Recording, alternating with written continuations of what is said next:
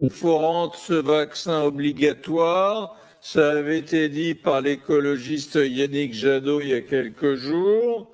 Quel est le regard d'observateur de la chose scientifique et de scientifique que vous êtes vous-même? C'est pas la peine de s'exciter. On peut pas rendre le vaccin obligatoire parce qu'on n'aura pas des doses pour tout le monde. Ouais. Au moins au début. Ouais. Donc, on va avoir quelques dizaines de millions de doses.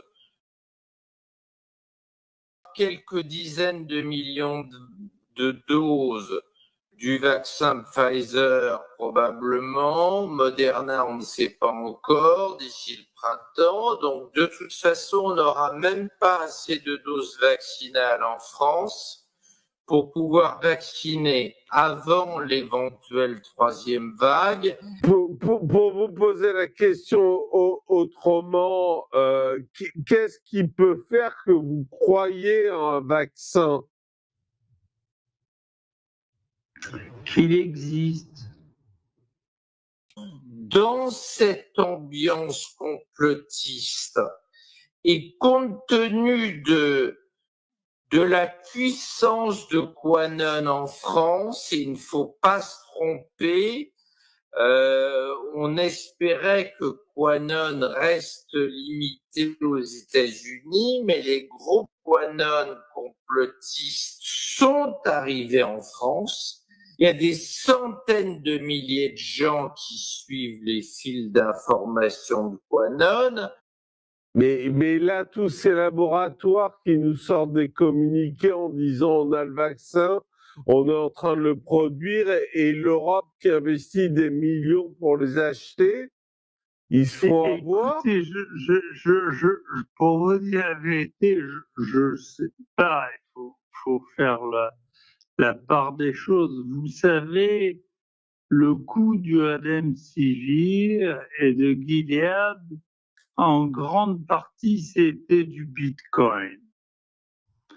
C'est-à-dire que la bourse a eu des mouvements pour près de 200 milliards de dollars au fur et à mesure des interventions dans la presse pour ou contre le Remdesivir. Qui sera vacciné en priorité? J'ai saisi la Haute Autorité de Santé, qui fait une consultation nationale. J'invite d'ailleurs les Français qui s'intéressent à cette question à y participer. Et la Haute Autorité de Santé devra déterminer quand elle aura accès aux données scientifiques. Jean-Jacques Bourdin, on parle dans le vide. Elle nous dira est-ce que c'est plutôt les soignants, est-ce que c'est plutôt les personnes âgées, est-ce que c'est plutôt les gens malades, est-ce qu'au contraire c'est plutôt les jeunes bien portants qui doivent être vaccinés en priorité. Santé publique France révèle aujourd'hui que la santé mentale des Français s'est de nouveau dégradée entre fin septembre et début novembre. La crise sanitaire du Covid-19 a révélé la vulnérabilité psychique de nombreux Français. On observe ainsi une augmentation importante des états dépressifs. Le nombre de personnes concernées a en effet doublé entre fin septembre et début novembre. Au moment où dans Science, il était écrit le Remdesivir sert à rien, vous voyez, même l'OMS disait le Remdesivir sert à rien, alors qu'il disait il y a 3 mois, il n'y a qu'un seul médicament, c'est le Remdesivir. Eh bien, Gilead a réussi à en vendre pour 1 milliard à l'Europe.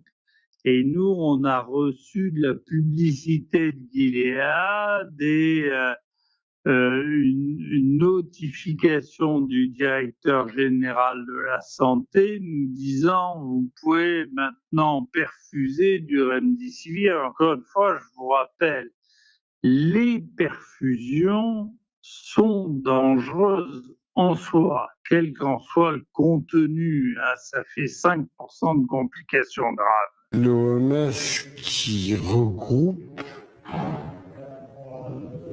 qui est une institution des Nations Unies, qui regroupe pratiquement tous les États, dans cette décision nous a surpris.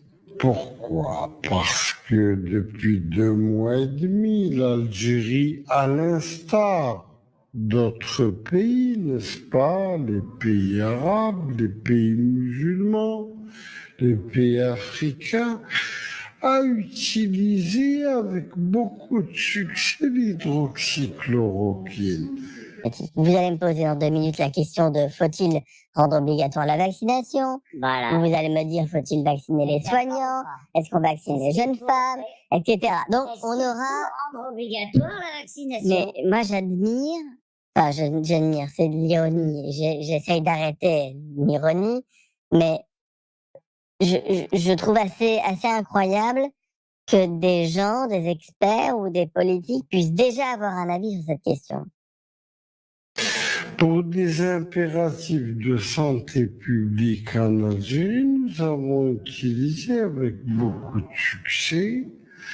La preuve en est, c'est que nous n'avons pas recensé un cas de gravité suite à l'utilisation. Bien au contraire, tous nos malades sont sortis guéris des hôpitaux.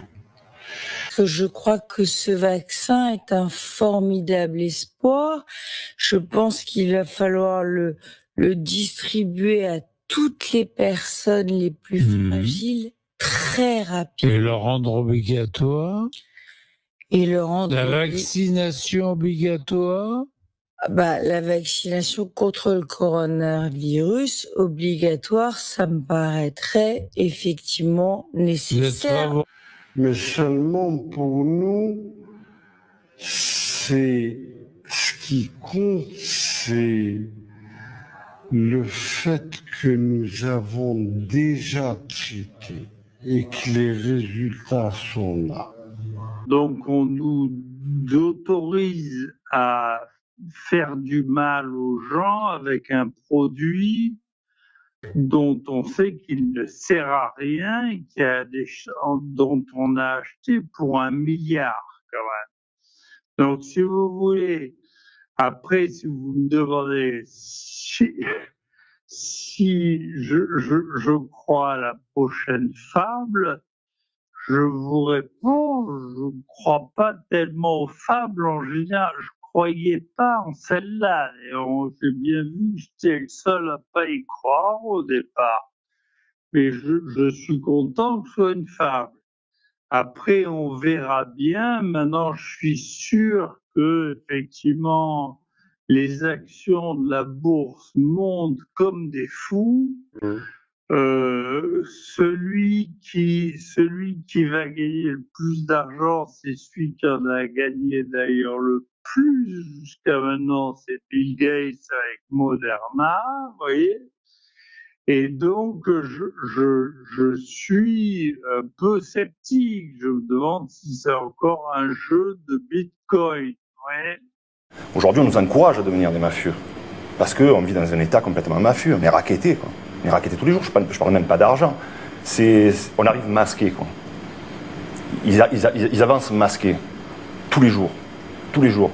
On veut nous faire avaler des couleurs, quoi. On veut nous terroriser, quoi. Et tout ça pour défendre une politique de bas étage. Parce qu'on n'a pas grand-chose à dire, quoi. Et donc, nous allons peut-être devenir tous alors, quoi, envie de se rebeller, créer son propre monde, des marginaux. Qu'est-ce qu'on va faire? La révolution, on va descendre dans la rue comme des malades. Mais s'il faut le faire un jour, on le fera. Si ça continue, il faudra le faire. À un moment donné, il faut qu'on prenne vraiment conscience de ce qui se passe, quoi. C'est super grave, quoi. Alors qui sont les flingueurs, quoi? Il y a des gens qui crèvent dans la rue, quoi, tous les jours. Il y a de la discrimination. On encourage à la délation. La déshumanisation complète.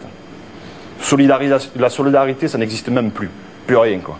Alors, ce qui est dangereux, c'est que ça rejaillit sur les gens, quoi. C'est ce que nous sommes en train de devenir qui est dangereux. C'est ça qu'il faut prendre conscience. C'est de ça qu'il faut prendre conscience. Donc quand je parlais de flingués tout à l'heure, nous sommes aujourd'hui des flingués. Franz, nous devons prendre conscience de ça.